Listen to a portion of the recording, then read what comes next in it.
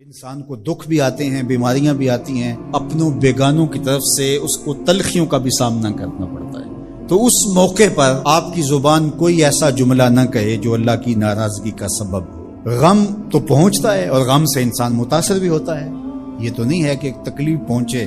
غالب نے کہا تھا روئیں گے ہم ہزار بار کوئی ہمیں ستائے کیوں۔ تو جب سینے میں دل ہے تو کوئی دکھ دے گا تو دکھی ہوگا، دل بے چین ہوگا۔ فرمایا کہ جب تکلیف پہنچے تو مدد کس سے طلب کرو؟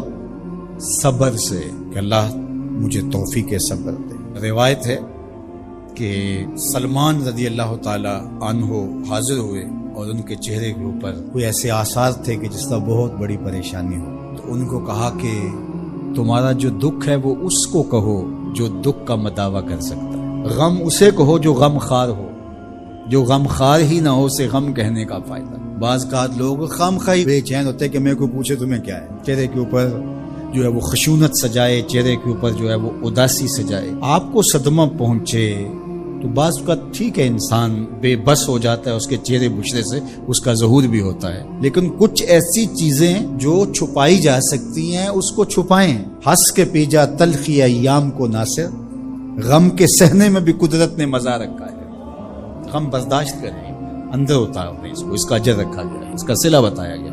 تو ہر چھوٹی چھوٹی بات کو لوگوں سے شیئر کرنا یہ نہیں ٹھیک ہے۔ کبھی آپ کوئی ایسی بات ہو آپ کر بھی سکتے ہیں، لیکن ہر وقت جو ہے وہ اکتائے ہوئے رہنا اور میں پریشان ہوں، میں پریشان ہوں، میں دکھی ہوں، میں دکھی ہوں، تو کیا وہ دکھ ختم ہو جائے گا؟ لوگ مہندی سجائیں گے تیرے لہو سے، لوگ مہندی سجائیں گے تیرے لہو سے، زخم دل کے نہ دکھاؤ کسی کو۔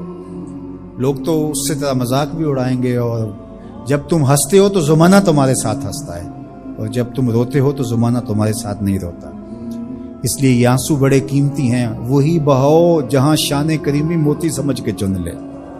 یوں ضائع نہ کرو، یوں ان کو برباد نہ کرو، لوگوں کے سامنے رسوا نہ کرو اپنے آپ کو۔ تو صبر کے دامن کو تھامو، ایک تو تلقین یہ کی گئی، اور دوسرا کہا والصلاۃ، اور نماز کے ساتھ اللہ سے مدد طلب کرو۔ حضور علیہ السلام جب بھی کسی مشکل میں مبتلا ہوتے تو حضور نماز کے لیے کھڑے ہو جاتے، اور میں نے خود کئی مرتبہ تجربہ کیا ہے، جب کوئی تکلیف پیدا ہو تو آپ نماز پہ کھڑے ہو جائیں، تکلیف میں تخفیف پیدا ہو جاتی ہے۔ اور بدر سے سخت دن کیا ہو سکتا تھا جب کافر پورے لاؤ لشکر کے ساتھ آ گئے، اور حضور کے لیے عریش ایک چھپر بنا دیا گیا، اور آقا کہیں وہاں مصلی بچھائے ہیں اور رب کے حضور کھڑے ہیں۔ مشکل کے وقت جب کوئی سبب نہ رہے تو اس کے حضور آ جاؤ، وہ تمہاری ضرورتوں کا کفیل ہے۔ وَإِنَّهَا لَكَبِيرَةٌ إِلَّا عَلَى الْخَاشِعِينَ، اور یہ بہت بھاری ہے نماز پڑھنا اور صبر کرنا، لیکن جو اللہ کا خوف سینے میں پالنے والے لوگ ہیں، رکھنے والے لوگ ہیں، ان کے لیے مشکل نہیں۔ بچے کو صبح اٹھائیں آپ نماز کے لیے تو وہ اٹھتا ہی نہیں ہے، بار بار کہہ کے اس کو اٹھانا پڑتا ہے، اور اس نے سوات کی سیر کے لیے جانا ہو اور دوستوں کو ٹائم دیا ہو، تہجد کے وقت ہی تیار ہو کے بیٹھ جاتا ہے۔ اس کا مطلب ہے کہ اس کو نماز کا شوق نہیں ہے، اس کا شوق تھا، جس کا شوق تھا اس کے لیے اٹھنا بھاری نہ ہوا۔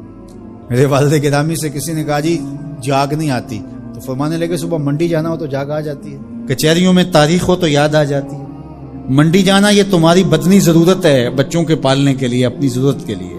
کچہریوں میں جانا خوف ہے، نہ گیا تو میرے خلاف فیصلہ ہو سکتا ہے، تو تمہیں نہ امید ہے اللہ سے اور نہ اس کا خوف ہے، تو پھر کیسے جاگ آئے؟ اور کسی نے کہا کہ حضور نماز پڑھنا چاہتا ہوں، جاگ نہیں آتی۔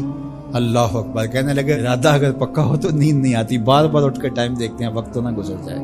اللہ اکبر۔ تو فرمایا یہ بھاری ہے لیکن خاشعین کے لیے بھاری نہیں ہے، خشیت خدا سینے میں نہیں ہے، اللہ کا خوف سینے میں نہیں ہے، تو واقعی صبح کا اٹھنا بہت زیادہ بھاری ہے، بہت زیادہ مشکل ہے، لیکن جو خشیت والے ہیں ان کے لیے مشکل نہیں ہے۔ یہ مان لیا کہ صبح کا اٹھنا، سحری کا اٹھنا نفس پہ شاک ہے، لیکن اگر کسی کی زندگی کی لذت اس میں رکھ دی گئی ہو، اللہ اکبر، تو پھر اس کے لیے مشکل تو نہیں ہوگا۔ راہ خدا میں تکلیف اٹھانا مشکل صحیح، لیکن زندگی کا سرور اس میں رکھ دیا گیا، وہ مزہ دیا